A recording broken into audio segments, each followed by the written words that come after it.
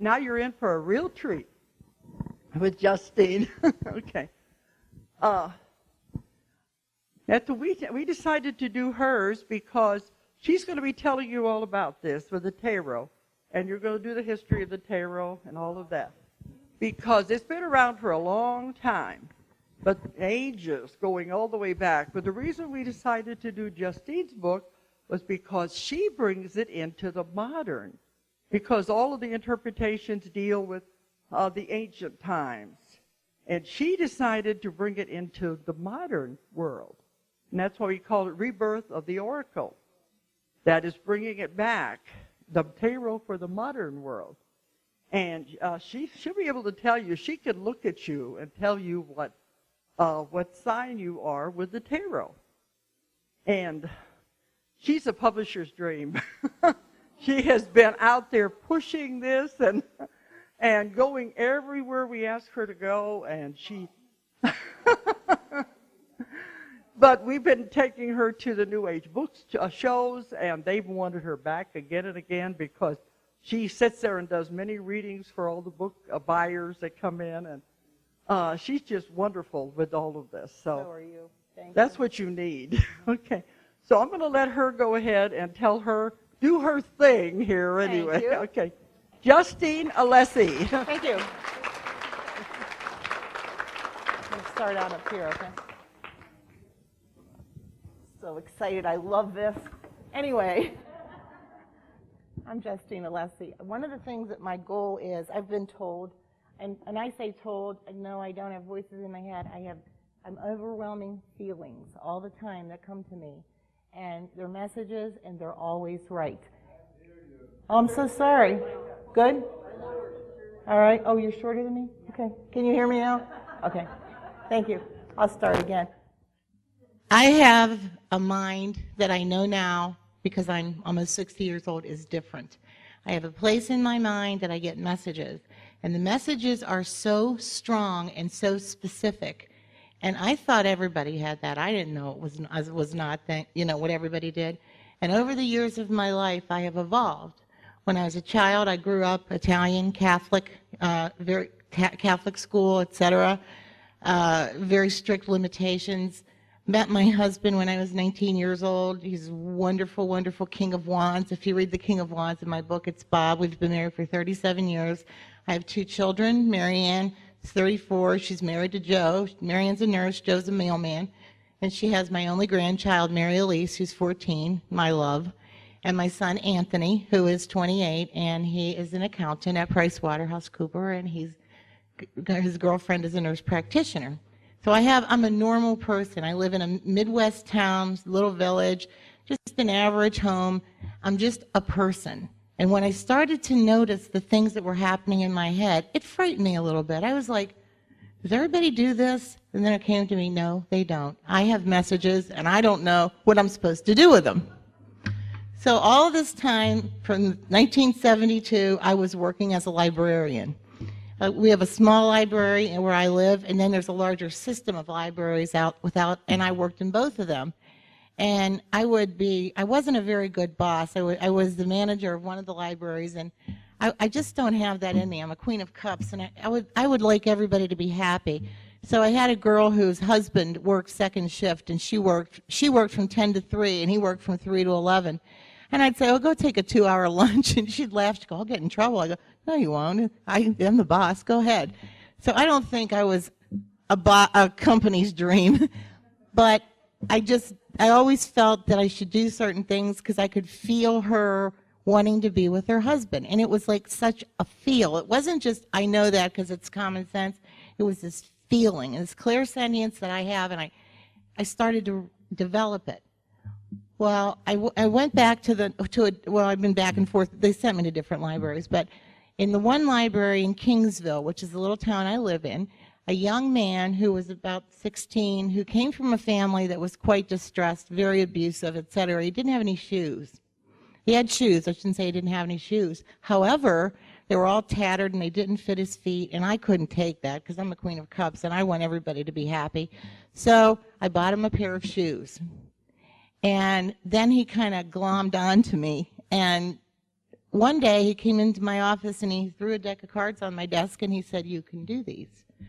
And I'm like, okay. I looked at them, and for a brief moment in time, and people have told all these stories, and is it true? Is it true? Yeah, it really does happen, because I view myself as just down to earth.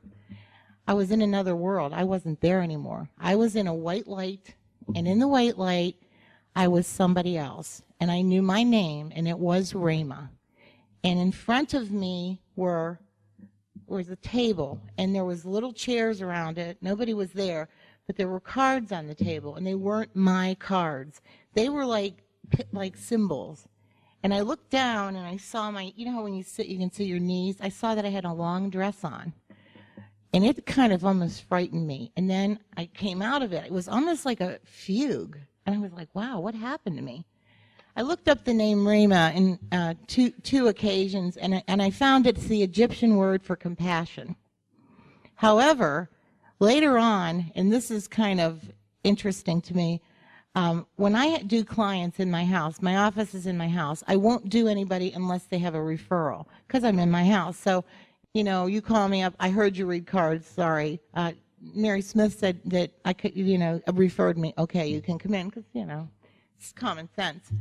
Well, this lady called me one day, and she said, Roseanne Clemens sent me. I said, I wanted her name. She said, Rhema.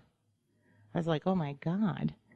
So she came over, and I told her the story, and she brought me a piece of paper that said the word Rhema is a Jewish kind of it's almost like a noun, but it interprets as the spoken word of God. Now, do I think that I'm speaking God's words? I'm speaking the words that come into my head.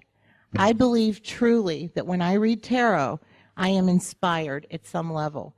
Every single time I do a reading, I say to myself, God, give me the words. Now, it doesn't mean I'm some channel of our greatest God, but I'm a Queen of Cups, and I do have that kind of ability to feel what people feel. Sometimes it's overwhelming. Sometimes I can't stand it. Some days, it's so hard because of what people are going through. And last week for me was particularly hard. One of my really, really close clients' son got killed in an accident. And that started the week. And feeling all these feelings is difficult. And I know some of you are readers, and you know what I mean. Doing it full time is a difficult thing to do, but we have to do it. It is our mission. And I feel drawn to doing this. When I wrote Rebirth of the Oracle, I was inspired, or I want to say I was particularly interested in the fact that I saw patterns in people over and over and over again.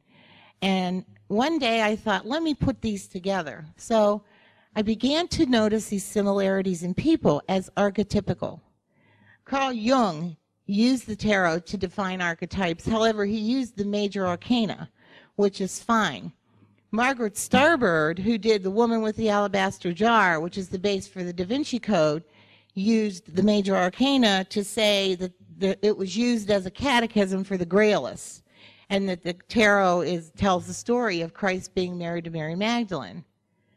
That's not what I think. I shouldn't say that. I can believe that there was a deck at that time perhaps invented to convey the Grailist message, but there are many decks. And I believe truly that the tarot opens the Akashic record. I believe that when you have a reader who is intuitive and the cards have symbols, it's not that you stand there and look at this card. That's not it. That you lay them out and they start rolling in. It's how I can describe it. It rolls into my head what to say. Things I have no way of knowing, things I have no business knowing, come into me. And when they first started, I was a little bit afraid. I was like, wow, can I say that? And then I finally said, yeah, you're getting the message to say it. So I learned to say what's ever there. Everything in a tarot reading is the delivery. Everything is the delivery. And I look at people and I see people, and some days my heart is broken. It's broken from what I feel from people. And I know that God has given me an exceptionally good life as far as my relationship. And I feel good about giving relationship advice because I've been married for so many years. But I give a lot of advice to people, Many of them follow it, many of them don't. But the ones that follow it, I have found tarot is a tool of enlightenment. And if you follow what it says to do, it'll actually tell you in a reading what's gonna happen as far as, like, say you're in a relationship. Okay, I'm in a relationship with John. What should I do? I look at the cards. Well, if you stay with John, blah, blah, blah. However, you're on the tree of life, and he might not be good for you. And maybe if he's good for you, that's fine. However, if you let go of that relationship, you will meet somebody else. The top 3 questions in the tarot: will I ever find love? Will I ever have money? Will I ever lose weight? Top 3. And people, when you do a reading for people, the best thing you can do is tell them to ask you what they want to know. My mission is against the charlatans. I don't want people to sit there and take your money to buy an amulet, I'll burn candles for you if you give me $35. You know what? Burn your own candles. Me burning the candles is not going to change anything in your life. We had a reader in our town who had a storefront, and I live right on Lake Erie. So she went down to Lake Erie, and she got all these stones, and then she told everybody that they were magic rocks, and they were $50, and if you bought one, the love of your life would come. And I'm like, oh my God. She was getting them. Go get your own rock. It's like, right? You have to take control of your life. And with the tarot is an oracle. An oracle speaks. It's a guide. It will actually tell you how to go. And will you get hurt? Won't you get hurt? People get hurt. That's life. You walk through fire sometime. We all have that to do. However, you all have a mission, and your tarot reading will open up a door for you. Do I believe that everyone can read tarot? Yes, I do, to a degree, because my book is geared for everybody reading it. It's very simple language. The software program that we checked it with was 12th grade reading level. However, Julia, who is Julia Cannon, Dolores' daughter, who I love, and I love Dolores Cannon. She changed my life. When she edited my book, she did the bullet points in the suits of the cards, which makes it so much easier. Plus, and they're all on one page, the text and the suits. And the rest of it she did with little symbols, which makes it so nice because anyone can learn to read it. However, can everybody feel it? No, I don't think so. I think that everyone to a degree can read and know what the cards mean, but to get that flow of energy, that feel, most often takes a Queen of Cups, maybe a Queen of Wands. I think not because other people aren't spiritual or psychic, but rather because Queens of Pentacles are extremely logical. Well, you have to believe in magic to read tarot cards. You have to see things in tarot cards that no one can understand where they would even come from, because that's what life's about. So when somebody's logical, they'll push away that thought. When I started with tarot, I was given the Universal Weight deck. And this is what is always in every Universal Weight deck. What we see in the symbology of tarot derives in large measure from our own intuition, and once revealed, reflects back upon each of us to further enrich our lives. Can you read tarot for yourself? Yes. Sometime when you can't be objective about some things, but a lot of times and I do recommend people go to a reader. However, if you're in a bind, lay them out yourself. You can figure out what they mean. It's not hard. Tarot's meant for everybody. When you're looking at a problem, you want a yes or no, you take a look at your little spread and you start to think. If you look at it long enough, it'll mean something to you. Of course, you want to look it up in the book if you're not, an adept reader, but what the heck? You might as well try it out. It's so much fun. And tarot is making such a comeback. The Da Vinci Code my book was so timely. We were so blessed with that because they did that whole thing about, the Gregorian deck, meaning Jesus is married to Magdalene, so tarot's out there. And an odd thing happened when at my birthday. It's the end of December. I'm a Capricorn, so I'm an 8. My son gave me some books for my birthday, and one was called The Tarot Trumps and the Holy Grail, and it was by Margaret Starbird, who did Alabaster Jar, which was the Da Vinci Code. And I looked at this book, and I was like, oh my gosh, because When I design, I didn't design the cover. I have the idea for the cover, and my idea for the cover, most tarot books out today have the Fool or the Magician, which is the beginning. You'll see it on those bookshelves. Something was pressing at me, and I listened, to use the High Priestess. The High Priestess being the sacred feminine, that's the card they're talking about. And I believe in the sacred feminine. I believe that we need yin and yang, etc. I need all of that. But I basically cannot believe when I saw this book cover, because the way her fingers are held in that V is one of the medieval symbols for vessel woman. She is the High Priestess, the rose in her hair, the vines on the book, the ancient clock, and in the back, the interconnecting loops of eternity. These were all symbols in Margaret Starbird's book. So, of course, me being pushy, I called John. Yes, I want to introduce him. Stand up there.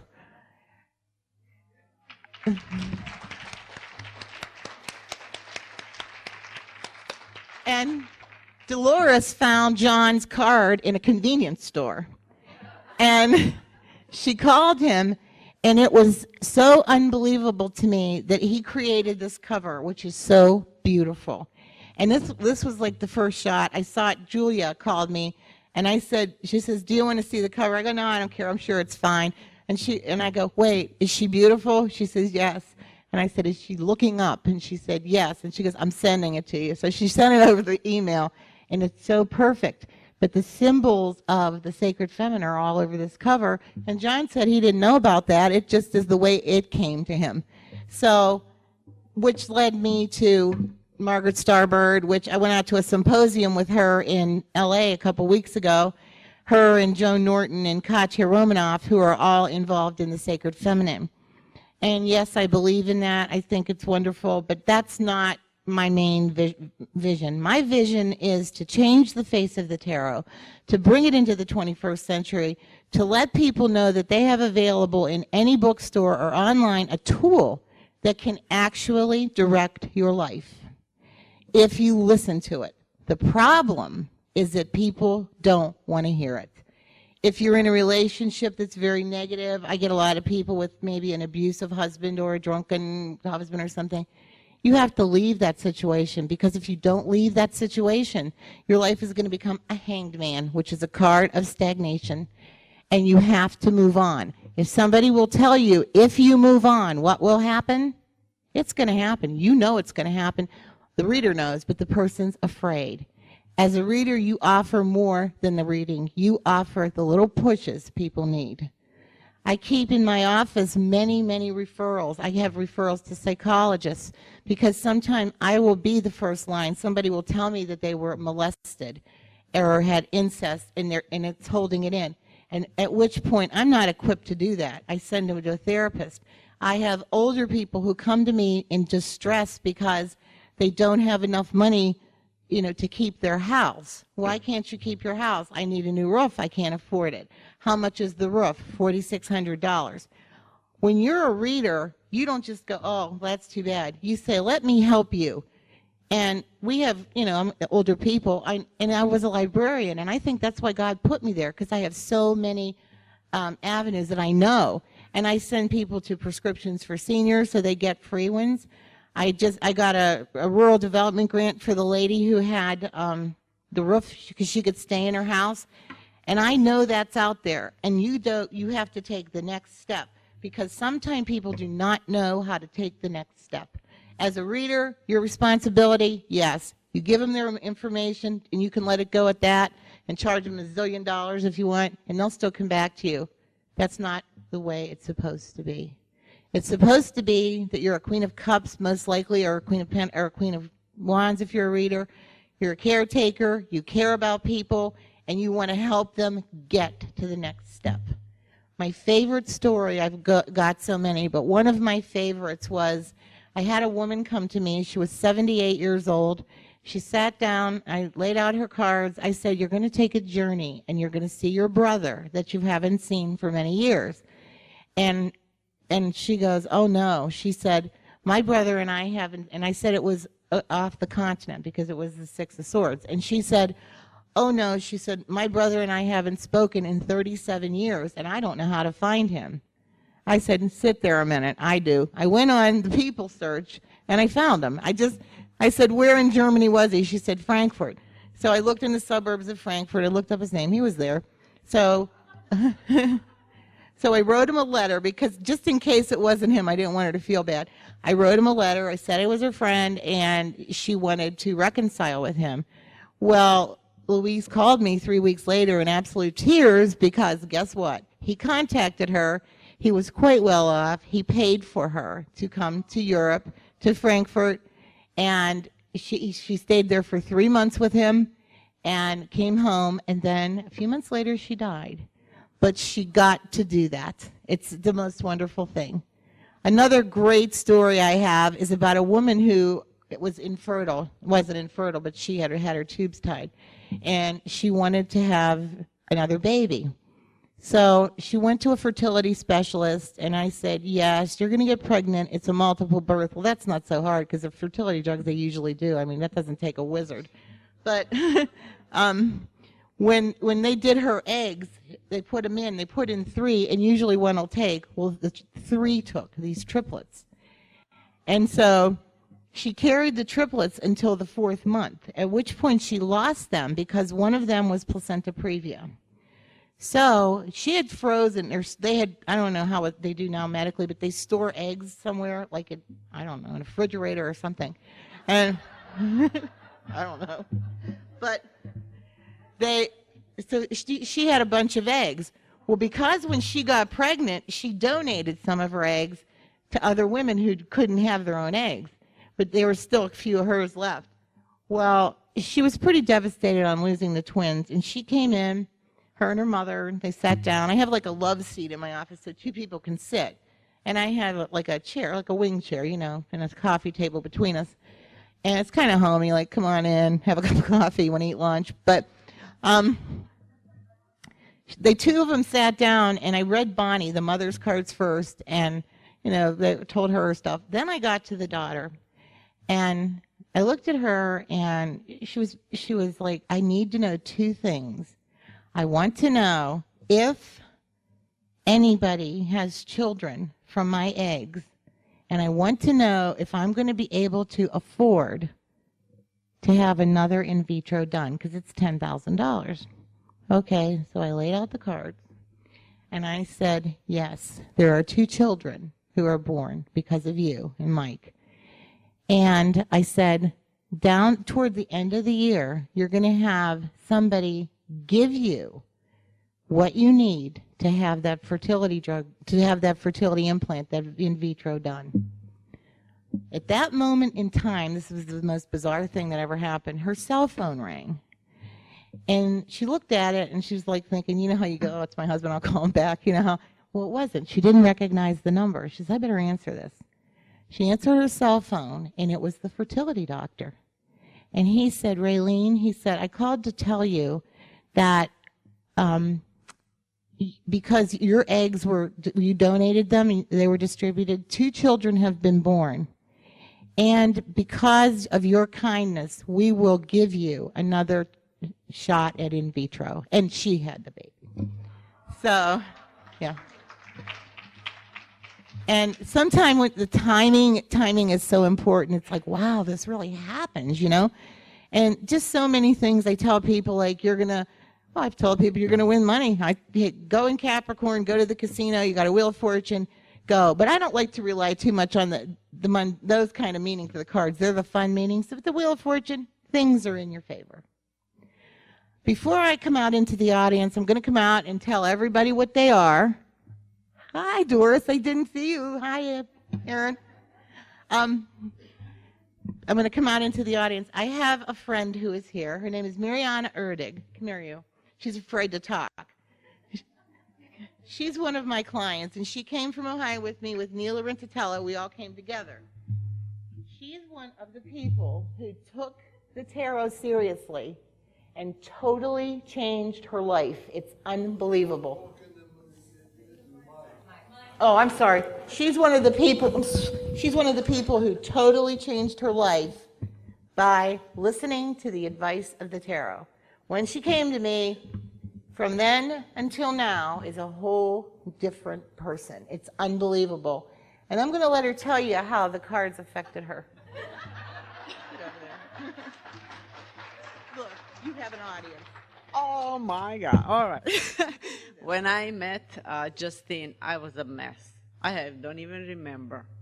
One thing I'll never forget when she saw me. Actually, I thought the card readers are like wizards, big dolls, hat and long nails and a wand. And when I came to her house, she said, you walk through her kitchen, and through the living room and dining room and go into her little room. You want a coffee? I said, okay, coffee, fine. So we sat down and she looked at me. She says, you're Queen of Wands. You're da-da-da-da-da-da-da-da. You'll never be rich. Oh, I didn't want to hear that. That's what I came for.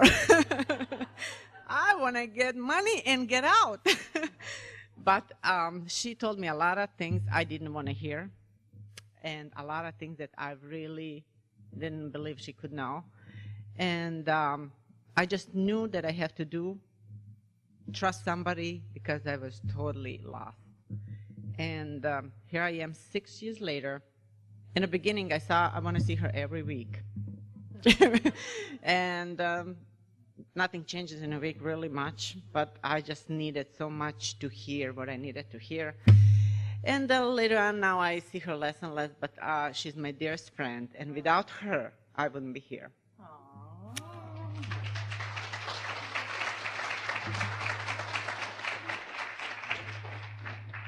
Isn't she beautiful? She's so beautiful. She is. And that's the first time she ever spoke in public, and she said she wasn't going to do it, huh? Anyway, what I'd like to do now for you, do I have time? Do I have any time? Huh? Oh, I forgot about that. Dolores wants me to tell you this story. There on the back of my book, there's a few blurbs here. One of them the guy's name is Bob Essig, and I've known him for years. He gets his cards read with his wife, right? Well, every time he'd get his cards read, he was in his early 30s, I'd see this big ace of pentacles right in front of him. And he worked as the IT person for University Hospitals in Cleveland, so he had a decent job. But, $70,000 a year, okay, that's not millionaire, right? It's good, but it's not millionaire. So his wife worked as she was a receptionist, I think, at Children's Services. And I'd read his cards, and every time I'd read it, I'd say, Bobby, by the time you're 35, you're going to be a millionaire. And he goes, how? And I go, well, it's not luck. I said, but you have to want it. I said, it's something that you desire very much, and you're going to get all this money. Well, the one thing he really wanted to do was go on Who Wants to Be a Millionaire. So he got on, and he called me up because, oh my God, I'm on. And I said, and you'll win, because it was 34. So I said, you don't have much time left. So he went on the show, and he got to the very last question, which would make him a millionaire. And he said all he could do, he had called me when he got home, he said, was think that I said to him, your cards show you're going to be a millionaire by the time you're 35. So he went for the last question. And ironically, it was a question about what year it was in the Chinese world, like is it the year of the monkey or whatever that is. Well, he had to do the phone a friend because he didn't know. He called his father-in-law. Well, his father-in-law's brother was right there. He had just eaten at a Chinese restaurant. The tape, what do you call that thing, the placemat? And so his uncle knew exactly what year it was, told him Year of the Dragon, and boom, you know what? He got the money. I love that. The other person, I don't know if any of you follow extreme sports. We all seem to be a little bit past that, but extreme sports are like the motocross racers and all that kind of stuff. Well, one of them, his name is Trevor Vines, and he's one of the very first legends, him and Mike Murphy. There's like 4 kids. They're kids to me. They're in their 30s, but they're like the legends of stunt, if you watch those kids flipping in the air and all that on those dirt bikes. Well, Trevor would come to me, and he loved dirt bike riding since he was a kid. And he had a store in this little town near me called Conneaut, and he sold all those dirt bikes and all that stuff that goes with it. And he'd come and get his cards read, and I'm going, you have the cards of fame. What the hell are you doing? You have to get out of here, and you have to do your sport. And he goes, oh, I'm afraid. I said, you have the cards of fame. Just for the record, if you ever have a chariot and an ace of pentacles together in a reading, you have fame cards right on the first house. I really have only seen it twice in all the career. I've probably done 50,000 readings. I've seen it twice. I said, if you go out there and you attempt it, you will not fail. So he tells everybody he got tired of hearing me complain. So he put his dirt bike on the back of his pickup and he went to L.A. And he's now one of the top motocross superstars in the world. And you go to watch him. I went to Gund Arena in Cleveland, and all these kids are yelling, Trevor, Trevor, Trevor. And I said, he must really love that, because most people don't get a chance to do that. And he does love it. He's excellent. And he never forgot who he is or where he came from. He comes and sees me every Christmas. Everywhere he travels, he goes all over the world, he brings me angels. Because when he started, I gave him a guardian angel. You know those little things you hold in your hand? I said, you put this in your pocket. I said, you're never going to get killed. I said, you might break every bone in your body, but you'll never get killed. So he carries it. And now when he goes to Italy, when he goes to Arizona, Arkansas, he brings me angels every Christmas. He's just wonderful. So I think about people that I have, not me so much, I'm just a channel, that the cards have helped in many directions. From people who have been in negative relationships to who have no money. I believe as a reader, what your job is to give people some courage. You have to give them some hope. And one of the most important things that I feel is that when you have a card reading, you should go out of that reading feeling good, good, and you feeling like you have something to live for and to go toward. Many people who seek the tarot are in a very negative part of their lives. For them to go to the readers that say, I'll sell you that stone, wrong. You have to give them a direction. And if you know how to read tarot, which I'm sure many of you know how to read tarot, you will actually see the direction and guide that person into it. Guide them into school. I feel people, and one of my other stories was Marilyn. She's the dietitian at a nursing home. Come to me since I began 20 years ago. One day I was looking at her cards and I said, Marilyn, you've got to see your gynecologist. And she looked at me and I said, when's the last time you went? And she said, when Donnie was born. He was 20. I said, you better go. And she's like, you're scaring me. I said, I don't mean to scare you. I said, but you have cards around the Empress, which is the female self, that are making me a little nervous. Just go get it checked out. A couple weeks later, I get a phone call. If it wasn't you aren't always right. She said, I wouldn't be sitting here with a hysterectomy. She had cancer. First stage, and I caught it right like that in the reading. Why? Because it's always in there. Any medical thing is in there if you look hard enough. If for you readers out there, if you look at the sword cards, they cross every part of the body. You can actually, and I don't want to say diagnose, but truth, I've never been wrong. When it comes down to the medical intuition, especially on people that I know well, and even people that I don't. If I see a 5 of swords crossing somebody's knee, like yours, because it probably hurts, that's a knee, like knee pain, swords and knees. Anyway, everybody has a specific energy to them. What I noticed was I read cards over the years that everybody's energy was archetypical. That doesn't mean that every word of you in this book is right. About 80% should apply because we have pieces of other things in us. And because I want to kind of like pinpoint 2 people in this room, 3 people in this room, I'm sorry, which will be Arun Gandhi, Aaron Abramson, and Dolores Cannon, who have totally transcended any kind of archetypical personality and truly are people who are high priestesses and priests. These 3 people have gone through so much in their life, and to attain the high priestess or the Hierophant, the high priest, is a big deal. It's a real big deal in the tarot because you have gone through enough stuff that you have the wisdom and the intuition of the cup people. You have the caring, nurturing, loving, teaching energy of the wand people. You have the intellect and creativity of the pentacle people. And you have the ability to set boundaries and the power to go out and do your work. So there are 3 high priests, or 2 high priests and 1 high priestess in this room, and we are very fortunate to have them. To attain that wisdom, to go to them is an amazing, amazing thing. And I would hope that someday I could be there with them because they are so rare. I think we should recognize them as people who are much a gift from heaven.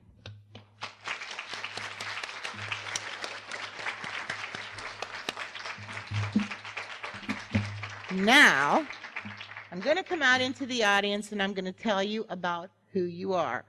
I hope I can reach everybody.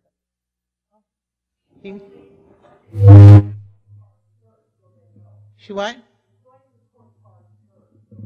Oh, I'm going to tell them all what they are, and then I'm going to explain the cards so they know, so I don't have to do it 20 times. Huh? Yeah, they're separate. What? Can I come down with this mic on? Okay. I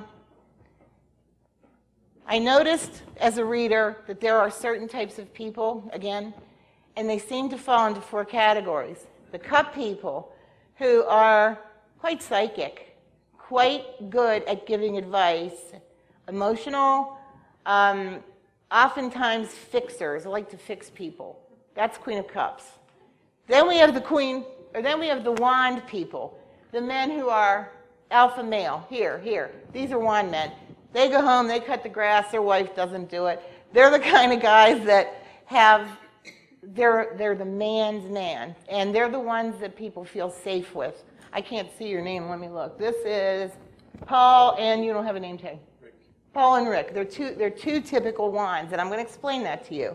As many of the women here are queens of wands. Cup, wand. Then we have I'm sorry, your cups, wand. Then we have the sword people who are more about power. And I don't really see any sword people in here. They're more like our politicians.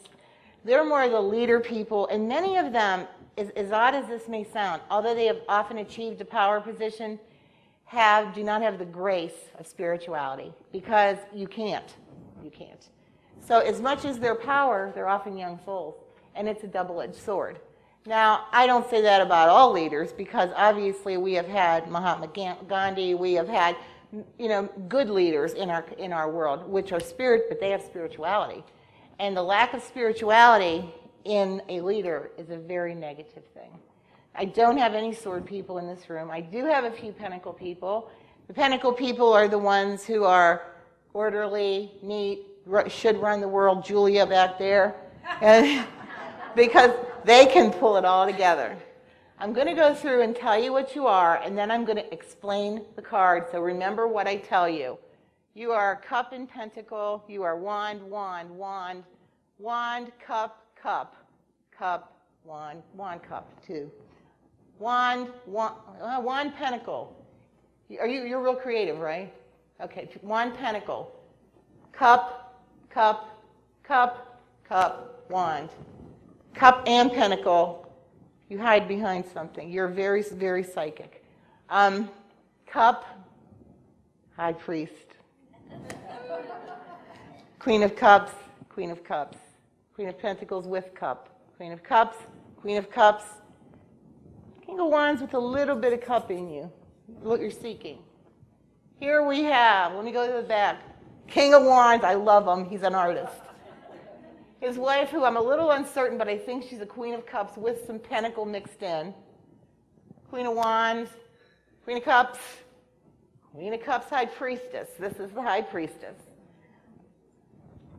Queen of Wands, you do everything for everybody else. Same with you.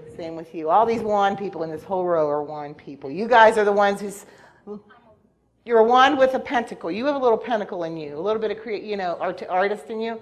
But you're basically a wand. Everybody in this row, their life is spent in the service of other people, always.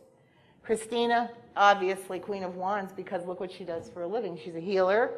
Father Pat, who I had a hard time with, but I finally decided that he was a King of Cups mixed with the King of Pentacles, because I think the priesthood made him become, don't be offended by this, very like detail-oriented. I think it made you that way.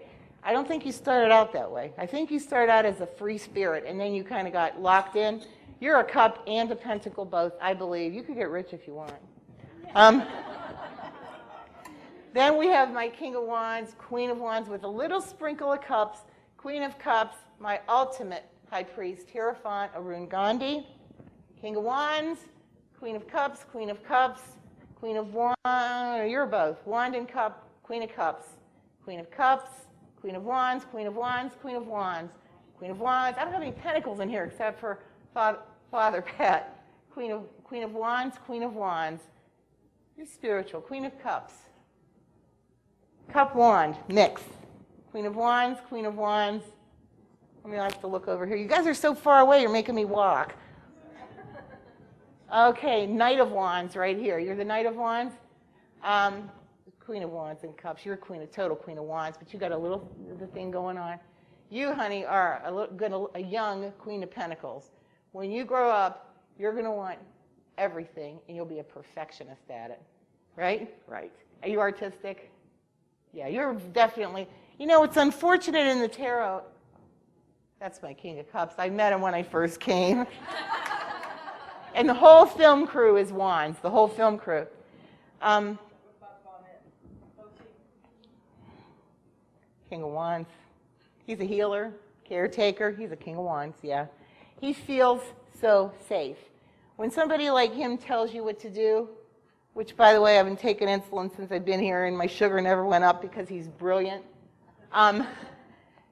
You have to love the King of Wands. They're the ones that you want to go like this with. I'm married to one of them. They make you feel safe, you know? He's definitely, and that's probably, well, not probably, it is my favorite king in the tarot because they really do make you feel good. Let me now explain a couple things about what I told you. In the tarot, which I find this to be a little sexist, there's, in the court cards, which is my favorite part, there's pages, which are small children. For me to feel a small child, I have to see the child. It's a little hard for me, but, you know, it's a little difficult because they're so, you know, they change. So, but I did the description of the 4 children of the tarot, and I tell mothers and fathers they would know. Then we go to knights, which are young men. It's really nice because you go from young child to young man to king. You know, page to knight to king. However, with women, it's child, woman. There's no in between. So, and you know, I think that might be true. But probably when a girl reaches, this young woman over here, what are you, about 15, honey? Oh, you're 18. Well, you look young. You'll love that. Usually when they reach 15, they have, you can feel what they are. You feel what they're going to be. And so when they read something like, they can't read the Queen of Pentacles because they're not going to be doing that stuff.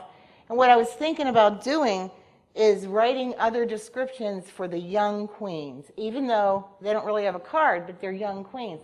And I wish I would have done it before, but you know how it is. Okay, now that you all remember what you are, the Queen of Cups is the Queen of Hearts. In a regular deck of cards, she is an earthbound, she is my dreaming, she's my dreaming queen. She's the love queen. The Queen of Cups is characterized by the butterfly, which flies from person to or from place to place. As a butterfly, as a Queen of Cups, she will go from person to person that you love, throwing a little magic here, a little money there, a little motivation here, whatever it is they need from you. Some people will call the Queen of Cups attention deficit. I say we're a little scattered, you know. But we always could pull it together, can't we? Yeah. The Queen of Cups is non-judgmental of other people and has an unlikely assortment of friends. People that wouldn't be friends with each other, but they're your friend. Because the Queen of Cups, and I don't know if this is good or bad, believes in magic. And she believes that everybody is good. She believes that there's good in every person, and when other people are saying, oh my God, get away from that person, she'll say, but he's really good at this, or he's wonderful at that. And the Queen of Cups, because of the non-judgmental energy, draw people to them who need fixed. We draw people with mental problems, alcohol, drugs, any of those issues, they find us. I tell the young girls, don't marry them, but you can be friends with them, right? Most Queen of Cups do end up at some point in their life marrying a King of Wands, which is the biggest blessing in the world, to be married to one of these guys. Because the King of Wands is my most grounded king in the tarot. And I'm going to talk about the King of Wands and I'll get back to the Queen of Cups. So hopefully anyone out there who's a Queen of Cups has finally found her grounded mate. Because if you don't have a grounded mate, you won't stay. That's just the way the Queen of Cups is. Because sometimes she's a little flaky, and it's like, I don't really want to work here anymore. I always say, who else? My husband, he was a construction foreman all his life, same place for 35 years. I'd have cracked up. He was like, I was like, I'm quitting being a librarian or being a tarot card reader. Oh, okay. Because he didn't care, you know. I was like, okay, do what you want. That's why you need one. Anyway, when it comes to money, I tell the Queen of Cups, you will never get rich because you would give it all away. But you will always have money. Always. We get it. I don't know how sometime it just comes. I tell my young Queen of Cups when I get them when they're 20 and stuff, I go, never worry about it. You'll always get it. Because nobody told me not to worry about it. I figured it out myself after 50 years. And it was like, because it doesn't seem like we can hang on to any money. And most Queen of Cups in their money house will have a reversed Ace of Pentacles, which is it comes out of your hand and it goes back into your hand. It's just how it seems. I've probably never really met a Queen of Cups who I would say was rich, but always rich in love. Queen of Cups are very loved women. They tend to be women that people come to for advice. They also are women that really genuinely care about people. They're the ones that the empathy is huge. And the empathy comes from actually the transcendent of the Queen of Cups. She feels what other people feel. And sometimes that's a little tough, but you get used to it and you learn what to do with it. When it comes to jobs, she shouldn't have to work. She's a queen. But as long as you're involved with people, because I know today everybody has to work at doing something. As long as you're one-on-one with people at some point in the day, you can take the job. But I know many Queen of Cups who are job jumpers. They're like, I don't want to do that anymore. That was me. I don't want to do this anymore. Until you finally land somewhere that you really like. Employment, money, personality. I'm a Queen of Cups, you know. Queen of Cups are outgoing. They're all like that. They're like the ones who, they like everybody. It's just the way it is. And they never see anything negative in anybody. I don't care who's standing here. You'd find something good about them. And I like that part about myself, which I learned to love through the tarot, and about other Queens of Cups. The Queen of Wands, got lots of them in here. She's my earthbound queen. The analogy is a tree. You are always there. You are always giving of yourself. You spread your arms wide over many, many people. And yet people will walk right past you and take you for granted because you're supposed to be there. You're a tree. You're the Queen of Wands. She is the most loved queen in the tarot simply because, in case you haven't noticed it yet, her life is spent in the service of other people. My Queen of Wands will often, when they come to me, I just call them mine because they come and see me. They'll come to me and I'm done. I'm not doing that anymore. I go, yes, you are. You can't help it. You come directly from the hands of God. And these are my healers, caretakers, nurturers. Many of them work in the medical field, teaching food, animals, kids, stay home, their moms, like the garden. Past life regressions will often show the Queen of Wands to be the white witch or the healer of the tarot, the person who can take the things of the earth and heal. Well, I don't have too many white witches today, but I do have a lot of people who are interested in herbal, holistic medicine. All the Queen of Wands, if they want to be bothered, are good cooks, because that's their cauldron, and it's comfort food. And they're the ones that, they make a great pot of chili. If you're having 6 people at your house, you make enough for 26, so everybody can have food. That's how you know you're with the Queen of Wands.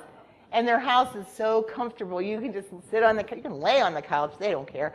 They're really, they bring it in. And Queen Wand people are family-oriented people. The King of Wands, absolutely. There are quite a few King of Wands in here. And the King of Wands, when I wrote it, actually it's my husband, Bob. I was one of the blessed to be in a relationship for 37 years, and he's just total King of Wands. And that is like alpha male. That's the guy who goes out and works, whose role is to take care of his family. His language of love is to work 60 hours a week and hand you his check. Because they're not the most romantic men in the world. I mean, like, with flowers and stuff. I don't mean in bed. They're like, all the Juan people love sex. Because they do. I found it out. Because it's a tactile sense fulfilled, and they love it. Any touch they love. But they're not real good at romance as far as poetry, but they're sure wonderful people. And you know when you're with these guys that you're safe. You know that they love their children. They may complain, and a lot of King of Wands, they have two, like, okay, yeah, no, we don't want to do this, don't want to do this. But usually if you're married to them, you can get them to do whatever you want. And the kids, if you start yelling at your kids, they'll go, oh, leave them alone, Because the King of Wands understands. He's been around a lot of lifetimes. He's of the earth. And he understands children. And like Dr. Gandhi said yesterday, they don't punish their children, they teach their children. Kings of Wands are probably the most evolved men in the tarot when it comes to everyday living. They can fix anything. If the toilet's broke, you don't have to fix it. You just call. They always do it. I always tell women who are married to King of Wands, if they're having difficulty in their relationship, use the mayonnaise jar thing. Here, honey, I can't open this. My hands are like strong like steel because as much cards as I shift, but I still give it to Bob. Here, open it. Because it makes them feel important. And the King of Wands... The King of Wands needs to feel needed. When you have a wand person, queen or king in your life, and you want to nourish your relationship, you always remember they need to be needed. You cannot tell your Queen of Wands here, to sit there, Ma, I'll make dinner. No, you won't. She'll get up and do it with you. And actually what you do when you do that is you make her feel bad. Because she wants to do that. She needs to be needed. I remember my mother-in-law, who was just the most wonderful woman in the world. She's been gone for 10 years, 9 years. She was a typical old Italian lady. She'd go out in the spring and grab burdock out of the woods, and we're eating these weeds. They were great. But she knew poverty, and then, she was very thrifty. Well, there's an Italian dish. I don't know if you guys have ever eaten gnocchi. Have you ever eaten it? It's actually potato macaroni.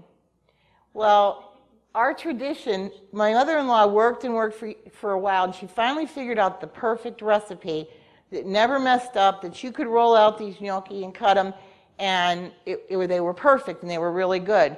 So we all had the recipe. She gave it to all of us. And our tradition at Christmas was to go to her home, and we'd all sit around, and we'd roll out the gnocchi and cut, and we'd cook it. Well, on her last Christmas, she was very, very ill. She had cancer, throughout her whole body. And she was laying on a recliner in the living room. And the gnocchi got sticky. We're like, what do we do? Ma, the gnocchi's sticky. She dragged herself out of the chair, remember, suffering with cancer. She sat down at that table with us. She touched it. She said it needs some, I don't know what she said, maybe an egg or something, flour. She touched it. She knew what it needed. She was 82. She fixed it. It rolled perfectly, and she sat with us and made that gnocchi. And it was such a beautiful thing. And she was the Queen of Wands because it was her children. I'm her daughter-in-law, but the girls, the daughters-in-law, the children, all were around that table with her.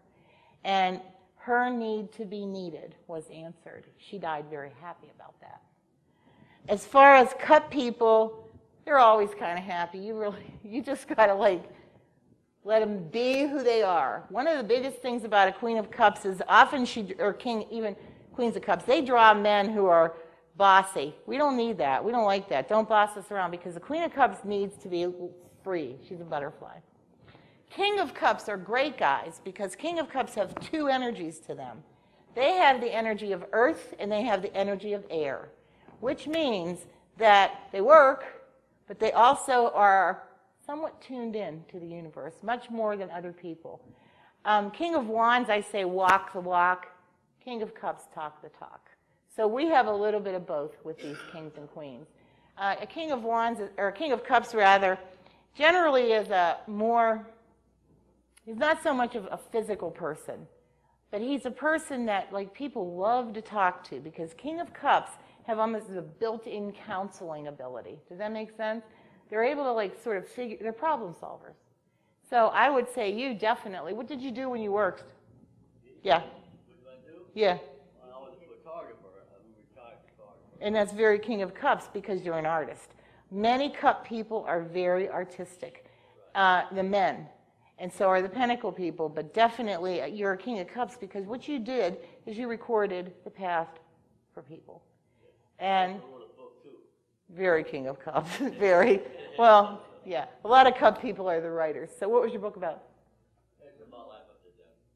Really? What's your name? I didn't read it, did I? Well, no, the book is being published now, I think it is. It's in the works now. Oh, how exciting. People helping myself, helping other people cross over. Those who get confused or found while I'm asleep or in deep meditation, I help them out. And I was chosen to do this. That's what the book's about.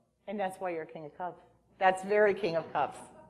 Now I have a few. I have a Pentacle woman over here. Pentacle people. I love Queen of Pentacles and Julia, and I think a few other ones. They should run the world because they're perfectionists at everything they do. They are perfectionists, and that's how they feel. They feel like their job is to get it in order. And if you want to nurture that relationship, hand them the list or hand them what needs to be done. They'll hand you back a list and they'll run the whole thing. I love Pentacle people. They're the kind that can organize and they're creative and they're smart and they usually have a lot of energy with art as far as like they can put together a beautiful conference. Look what she did. Julia did this. They're the people that sometimes, you know, I notice with Pentacle queens in particular that they get stressed a lot because the commonality in them is the pile of stress that falls on their head. And they get very, very stressed out, but they still keep going. A lot of them end up with stress-related headaches. That was the commonality in the Queen of Pentacles. I forgot to tell you, Queen of Cups, the commonality, 54% suffer from depression, 47% suffer from problems with the digestive system. The King of Wands, it's always the joints, always. And high blood pressure. Got to watch those two. Because most King of Wands don't care to go to doctor. As you know, you have to take them on a gurney. So when you get there, they always have high blood pressure. As far as Queen of Pentacles, always the joints. The knees and the fingers, 74%. Huge percentage. So guard your knees and your fingers. And if you're one that doesn't have it, you're very blessed. As far as the cup men, I didn't notice a lot of things with them. They don't, because they're so much in their own world that they really don't have medical commonalities. A little bit maybe on the stomach with them. Some of them have ulcers. But I didn't notice a lot of commonalities with cup men. I think you guys are pretty healthy. Longest lived queen, Queen of Wands. Because she heals herself nutritionally. She may not realize it, but within every Queen of Wands, and this is important that you know this because I'm imparting this knowledge to you as a reader, every Queen of Wands here has the ability to heal herself. And everybody does, actually, but the Queen of Wands specifically, because you can feel the area of the body, but you can also nurture that area with nutrition. Am I saying not to go to a doctor? No way. You always go to the doctor, but you can always help yourself. It's just very wandy. Sword people, again, I don't have many of them here, so I don't have any of them here, but they tend to be they're kind of, a lot of them have a lot of narcissistic traits to them, and there's a lot of mental illness in the sword people. You find a lot of those other men, not depression so much, more than find sometimes a lot of narcissism, a little borderline personality disorder.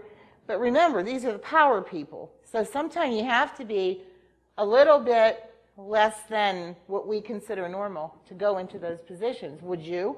I mean, would you want to go do it? I wouldn't want to go do it. And it's a type. It's the same as the Hollywood actors and actresses. It's a type. Because it takes a certain kind of person. I don't think anyone in this room, at least the way it feels to me, would ever have a $2 million wedding. Everyone in this room would say, they're the sword people. They would say, well, I would give that money to the poor, and I'll have a wedding for $10,000. Because anyone who is spiritual has long ago figured out that the big money stuff is not what matters. However, we need money. God wants us to have money.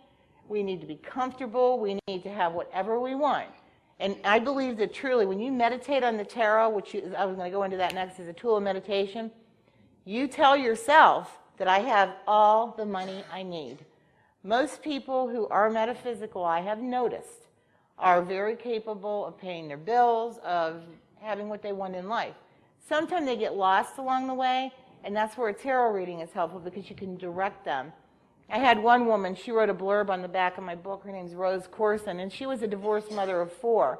And I read her cards. It's the Queen of Wands. First card down, Ace of Swords. I said, Rose, you have a medical energy to you. She said, oh, I always wanted to be a nurse. I said, well, go be one. She says, I'm 37. I said, I'm 57. Who cares? I said, in 3 years, you'll be a nurse or not. So she went and did it. And she wrote a blurb for the back of my book because she said it inspired her because she said, I don't know if I'm smart enough. Well, she had the 3 of Pentacles, so I said, yes, you're very intelligent. I didn't do well in high school. I said, because you were fooling around and pregnant by 16. She started laughing. I said, and so she did it. She's an RN. She's wonderfully happy. I see people all the time that have these kind of like self-inflicted problems, and it's like, come on. Drug dealers? Oh, yeah, I have a couple of them. They come in, I know they're drug dealers. I look at them and say, hey, it's okay. I had one who just had a new baby. His baby's name was Edontre or Demondre, I forget. Anyway, I said, it's okay if he takes crystal meth, right? He goes, no. I go, what do you mean no? I said, sure, see, that's my son. I said, that woman, that's somebody else's son or daughter. You are accountable. They look at me and they say, well, I don't sell it to kids. I said, how do you know it doesn't get to them? I said, you are accountable to God all the way down the line. I had one who I told him, I said, you're walking into violence. It scared me, actually. I don't do death. I hate people that say you're going to die. But I saw all this violence. And 2 weeks later, he was killed in a drug thing gone bad, which at that point made the other guys who had gotten their cards read quit. Because I told them all that it was going to be, I don't ever say death. In fact, that's another thing I want to talk, the death card. People say, oh, the death card, somebody's going to die. Oh, come on. I'm not God. I don't know who's going to die, and neither does anybody else. And I tell my clients, if you encounter a reader who says you're going to die, get up and walk out. For 2 reasons. One, they are assuming the power of God, and they have a great deal of power over you, telling you something like that. You'll never forget that. And you'll worry about it, and it's just stupid. They're not God.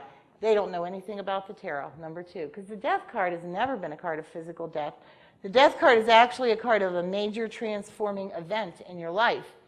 To be a death card, there's 4 components. It has to change the 4 components of life as we know it, as defined by the tarot, which is your day-to-day activity, your finances, your personal relationships, and your empowerment. Therefore, marriage, divorce, having children when they grow up and leave, changing careers, winning the Mega Millions is a death card. So those are the kind of things that you look for. And people have to go through death cards to grow. And sometime on a person, like I will say Mariana because she's such a dear friend, she had a death card, meaning that it was time for her to move on, but she was a hangman. She was stuck, no power. That's when you tell a person, you can do it, you can do it. You are there to help. You are not there to judge. If you've got somebody, one of my best days, I had the girlfriend, the husband, and the wife of a triangle. And I was like, oh my God. I sent the girlfriend out the front door because most people come out the back door. I was like, oh my God. Because she was in there telling me who her boyfriend was, and I was thinking, that's my next client. So lucky I have 2 doors. But anyway, when you do it, you are not there to judge. When you're a reader, you are there simply to pass along your information. We judge nobody because people do what they do. I find people don't have affairs who are content at home. Most people who have affairs have something missing in their marriage, which as a good reader, you can tell people what it is. Do this, try that.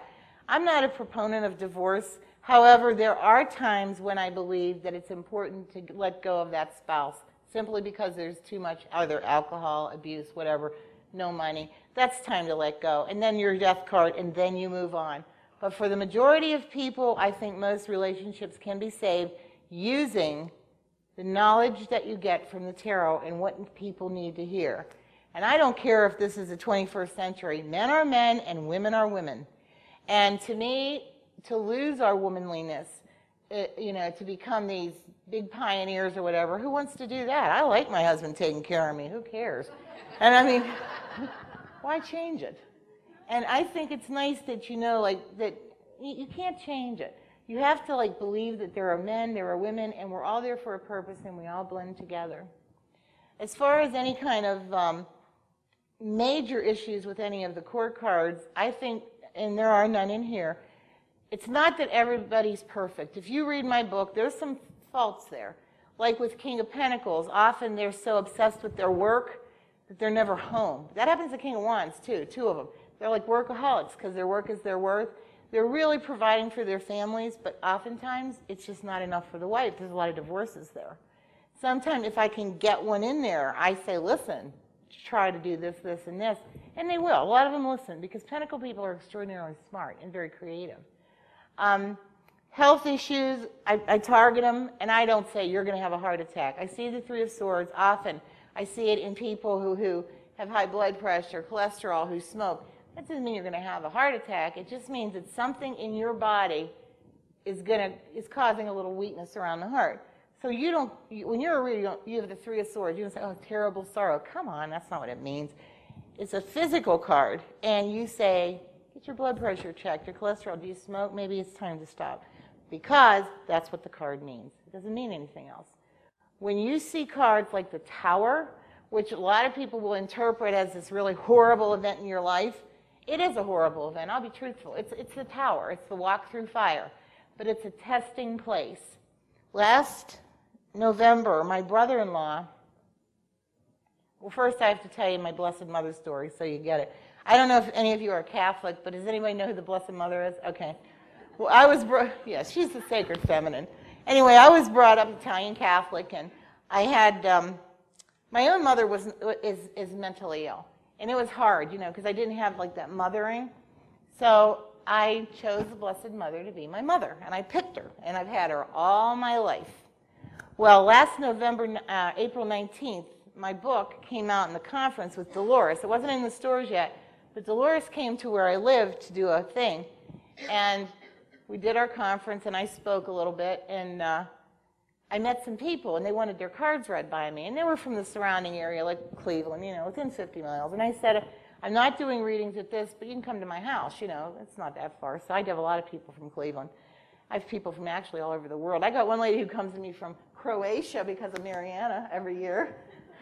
And anyway, they came, and I lost my train of thought.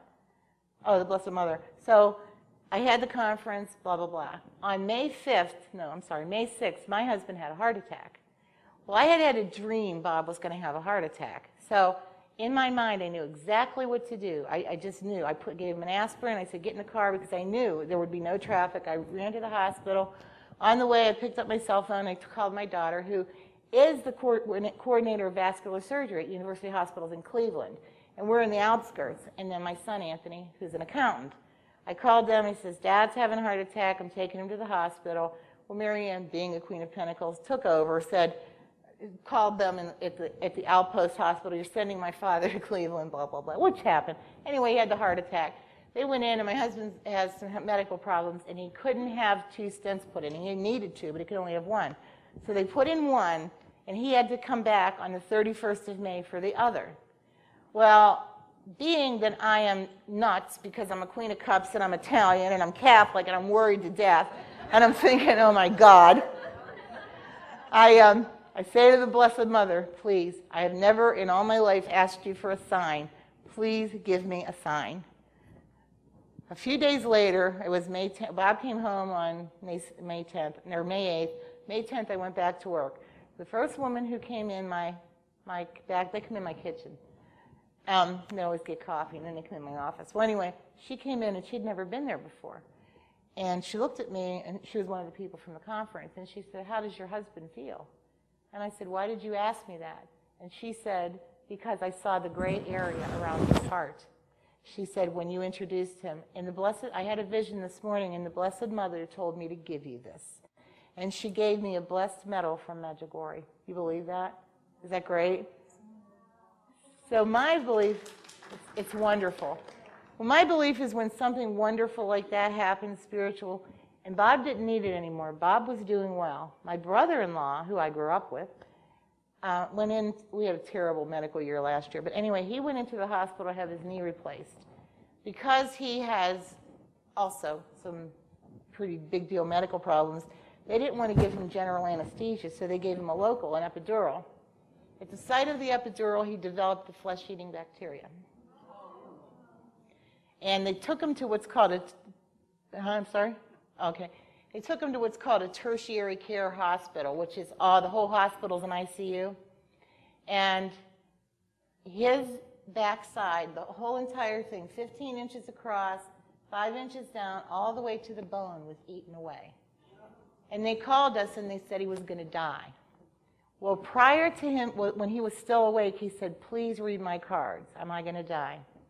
I read through his cards. They said, no, but you're going to walk through fire, and that's the tower. I said, you're going to have a very difficult time. And he says, well, it's just a knee replacement. I said, I understand that, but there's something more, and then you're going to be fine. I said, come spring, when spring ends. I said, in Cancer, you're going to come home, and you're going to be fine. And it was like 6 months. He's like, why? Well, anyway, to make a long story short, they told us that he would never be able to regrow that skin and muscle, that he would have to have cadaver tissue. I forget what you call those, like transplants, is that what that is? I'm not very medical. Well, I gave the medal to my sister. I said, pass this on. I said, put it on Walt. She put it on his hospital gown. All of a sudden, and this is true, within about 3 weeks, the flesh started to grow back. And it grew back. He needed no cadaver tissue, except he has a small hole now where the big one was because of the flesh eating. And they're taking the graft off his thigh and putting it on there. That's the only graft he has to have. And it's the power, I know, of the Blessed Mother, but of spirituality. It's just the power that's there. And you believe it, and you want to believe it, and everybody was standing around him crying and carrying on. I said, oh, God, you should have seen it while I was like seeing your funeral. I should have videotaped it. But he's coming home, so you know how people feel bad. So he's coming home, what did they tell me? The end of this month. He's coming home, and he's been in the hospital since November, but he's healed. And I believe when you get those kind of miracles and those kind of like signs, you pass them on, because you know what? She did it for you. As a spiritual person, we're givers. Give, give, give.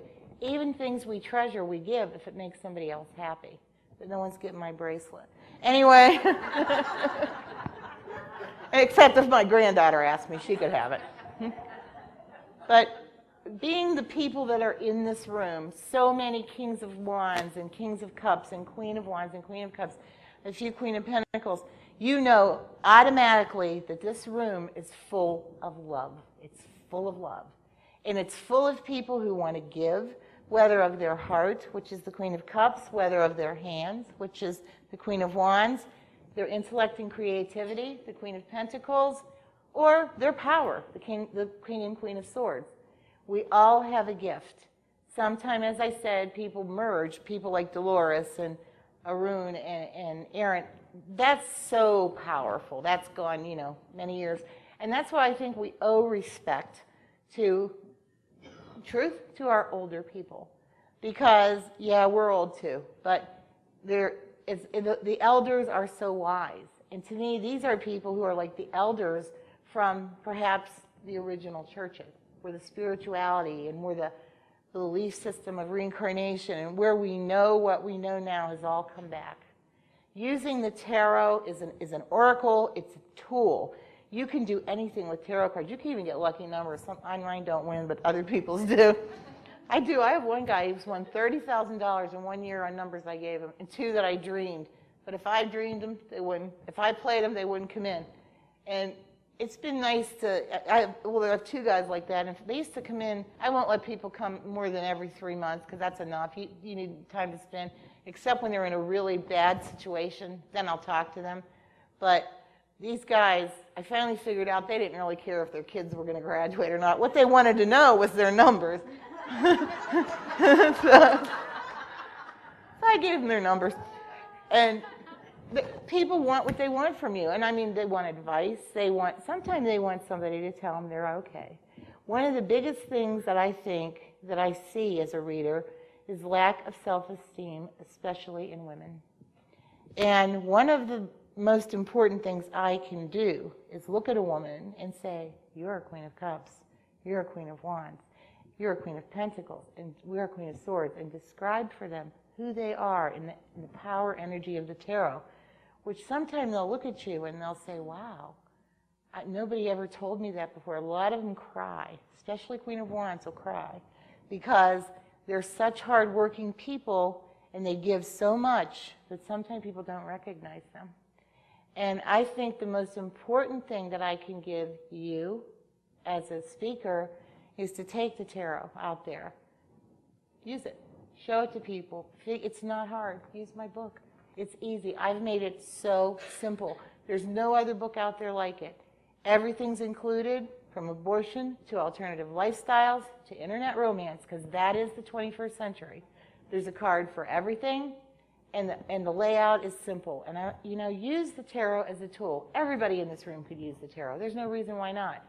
And I think, of course I want to sell books. Why would I lie about that? But I really and truly believe that as far as books go, that's the one, because no one else has ever described the court cards in detail. No one ever noticed it. And the new meanings are so important. And it gives you such a measure of comfort to read your cards or to have your cards read. It gives you enlightenment. It gives you encouragement.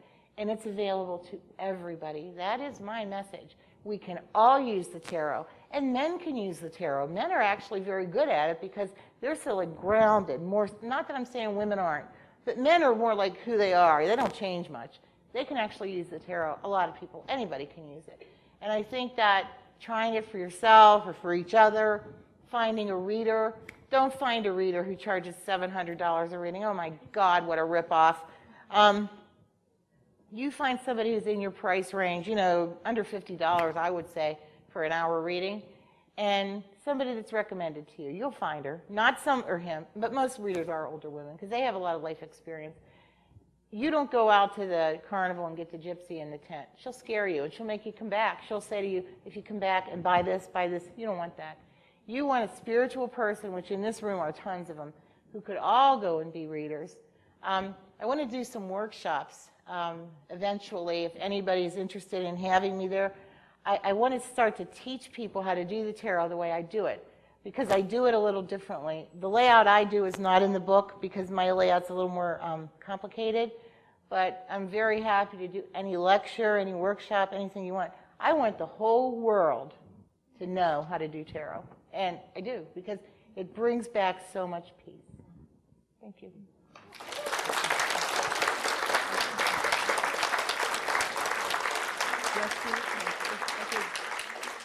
Justine, before you quit, I do want you to tell them, like we said on the radio show, how you know what sign they are. Oh, I'm sorry. Tell them how you can tell by just looking at the person. I can tell by your eyes. I look in people's eyes, the window of the soul, and in the eyes of the Queen of Wands, I see this need to be, it's this compassion.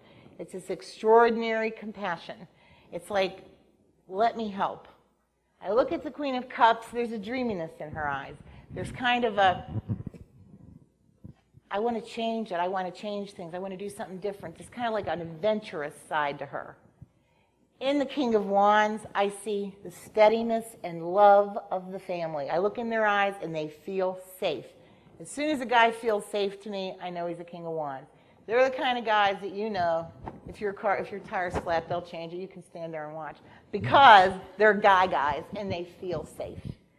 Kings of Cups, and as well as the Queens, have a kind of an intellectual dreaminess to their eyes. Like they're poets. And I get a lot of that in the Cup men. As well as they can work hard with their hands. They're creative. When I look into the eyes of a Pentacle person, I see nothing but extreme intelligence. It's all there. And this artistic, creative power. And I see it just the way their eyes look. It looks like that to me. I mean, I'm sure it looks like that. Does it look like that to everybody? Okay. Because I don't think some people are aware of how to do it. And and when you got wand people especially, you're feeling this. When you have cup people, you're like, wow, what's going to happen next? When you have pentacle people, it's like, you go ahead and run it. Same with Kings of Pentacles. They're the intellect. They're the curiosity. They're the creativity. And then the Sword people, when you look at their eyes, you can see almost a distancing. And I think that sometimes it's a double-edged sword. And Sword people don't have the warmth. And, they just don't. Unless you're somebody that they care about. You can't feel the warmth from them. I'll run across like this. And I'll know it's a Queen or a King of Swords.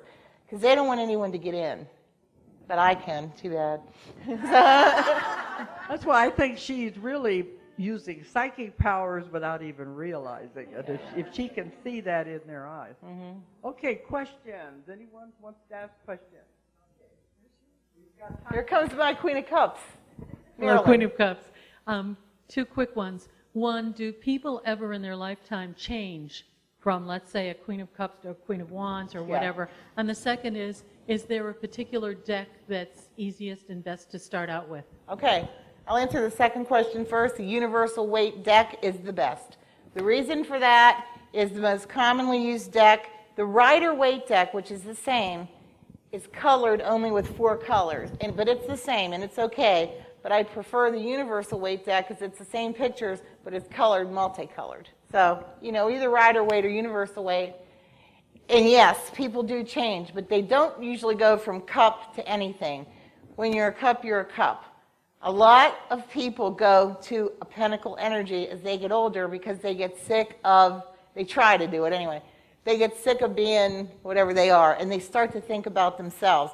Queens of Pentacles and Kings of Pentacles are very well-balanced people because they put themselves on an important place versus the Cup and Wand people who they put everybody else first. So there is often a rise toward Pentacle, but I've really never seen a Queen of Cups go to be a Queen of Wands because then she'd have to cook all the time.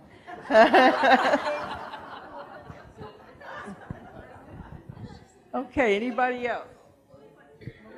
Here's my beautiful first Queen of Wands. Look at her. I don't want to be Queen of Wands anymore. Oh, yeah, she wants to be. She's moving to Pentacle. She's sick of the whole thing. Did you quit cooking? God. That was my question. I don't want to cook anymore. All right, you can be Queen of Pentacles. Okay.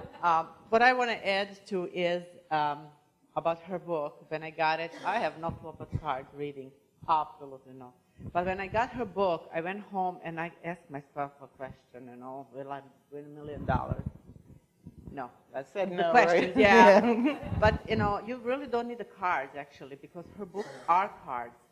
And you just open, just meditate on a question, and wherever you open, there is your answer. You will find. Isn't that a great idea? She told me that. That's where you find the answer. So go ahead, buy the book, and then later on, if you wanted to do cards, you can do cards. But no, you really don't, because all the cards are in the book. Yeah, this with was the pictures, with all the answers, really. Well, the pictures are actually here. Yeah. They're in there, and she would say, like what? Yeah, like ask the question. Ask the question, all right. And then you just open, and whatever you open, in one of this lines, it will be your answer. It will be. If I can do it, anybody can do it. Oh, God, you're so smart. Yes. Yeah, and you didn't tell me about my diet, so what about, I didn't know about you can do that. You? What diet do you need? You weigh 100 pounds. Get it. No. We'll talk later. We'll talk later. I think somebody else had a question. So are you. Thank you. John. I have tarot cards back at the house, but they got so complicated I just couldn't understand them. And I'm taking that your book seems like it's much more clearer than That's the the average whole, book. it is, you know what, John? It's the whole reason I wrote it, because I looked at all those tarot books. I was a librarian, and they'd come through the library, and I was like, what does this mean? Yeah. Septenary, who cares? It has nothing to do with today. So my messages, I don't know where I get my rolling messages, but they told me, write this book, you'll sell it. Now, the odds of selling a book are like 1 in 6,000. And Dolores picked it up right away, and I was like so thrilled because I knew it was different. There's nothing else out there like it. You can read cards, absolutely. You're King of Cups. Well, I read my a regular deck of cards. I made my own theories, but I stick to the theories, and I just play cards, and I can tell something. But this is more thorough. But can you predict very good in tarot card predictions? Can I do what? Predictions. Oh yeah. I do predictions. That's what I do. I tell the future, and I look at them, and sometimes it seems like an impossibility, but it's there. And I tell people when they're going to meet their girlfriend or boyfriend, I say you're going to meet them in August, you're going to meet them through a direct introduction by a friend, or I say you're going to be in a social situation, I tell them where they're going to meet them, how, who, when, where, why. I describe the type of person, it's right every time. I tell them about changing jobs, I tell them about traveling, I tell them anything they want to know. I tell them about their kids, you know, this child will never disappoint you, this child's going to be difficult to handle, you want to do this, this, this. It's all in the cards. Everything's in the cards. And my book is, you've seen it, have you seen it? It's very easy because of the way it's set up. First, the language is 12th grade. It's not some septenary, arcane, whatever. I don't even know what the heck they're talking about. And everything's right, the bullet points are there. So as you're reading, you can actually like look at the bullet pointing of it and decide if you know what it means. It's real easy to read. Anybody else? No, thank you very much. You're very welcome. Anybody else have any questions? Queen of Wands, what's your first name? Jody, Jody, good name. do you do readings over the phone? Absolutely not. I didn't think so. I tell people it's one of the things I refuse to do. Anybody that thinks they can get on the radio and read your cards or get on the phone and read your cards and doesn't know you is ripping you off. And how about the $1 a minute thing? No. No. Or $2 a minute. How can they possibly, because when you're handling the cards, you are actually putting your energy into them. They're symbols, they're oracles. And what you're doing is you handle them, your energy is transferred. I'm just reading them. You know what I'm going to say because it's already in your subconscious. It's in there. How can I do that on the phone? What will I do on the phone? People have called me. Nursing home, somebody's missing. Can you tell me where he is? Yeah, I can do that because I can meditate on a card and tell people where they're at. That's not hard for me. But and if somebody had a real problem, I would do that for them. But I think phone readings are a ripoff because how can you possibly, especially for someone you don't know, how would you do that? Right. So where do you live? I live in, I live in Ohio. Where in Ohio, near Cleveland. Where do you live? Near, Minnesota. Oh, do you? I live in, it's called North Kingsville, Ohio. It's really like, you can't get your mail at your house, swear to God. You have to have a post office box because it's this little village, and you have to walk to the post office and get your mail. It's like Mayberry. You know everybody in town. You meet them at the post office. Yes. Okay, that's what people tell me. Can you do hypnosis over the telephone? Yeah, And how I could said, you? I don't recommend it. Okay. Justine? No, I don't think so. Justine, I thank you. This has been a wonderful, wonderful experience. You are, I'm so honored to be in the same room. And you have awakened things in me which I thought was gone long time ago. Oh, thank you. Thank you.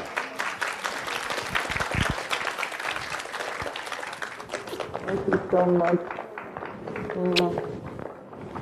I'm so blessed. Look who I just hugged, Aaron Hayden. I can't wait to tell everybody.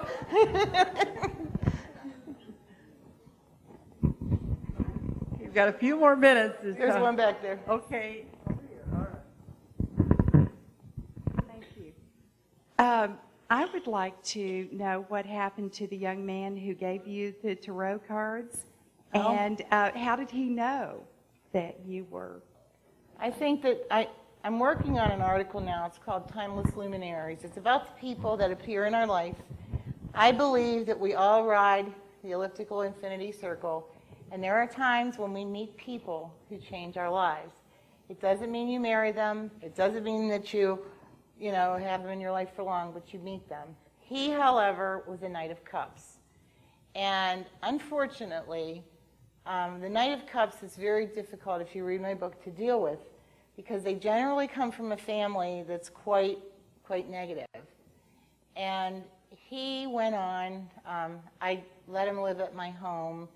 He was a while, he stole, he did all kind of terrible things. And I let him back, he went to prison, I sent him money in prison. My husband got him into the union, he was a union contractor. And he blew that off with drugs. And right now, I haven't seen him for a long time. I see him from time to time, he's very involved in drugs. It's very sad, but he had that one bright moment that he laid those cards down. I don't know how he knew. And I've been friends with him over the years, but I can't take some time when he steals so much from me. I just can't take it anymore. I'm too old. So, thank you. Justine, I have a question. I don't know, I think you'll mind revealing it anyway. The man who won the $1 million. Right. You said his wife went through the money. All of it. All of it. So he lost it again. But did you see that? I hadn't read her cards. Well, actually, I did. Here's what happened. I don't know if I'm allowed. Yeah, I can tell His this. wife blew all the million. She came, whatever happened to her head after he won the $1 million, she was a changed person. And she called me one day and said, can you read my cards? And I said, sure, and I'm going to bring a friend. Okay, so they came over. It wasn't Bobby. It was some guy she had met on the internet. And, of course, when I met him, I felt, the vibe, go away, you know, because I knew that he was after her money.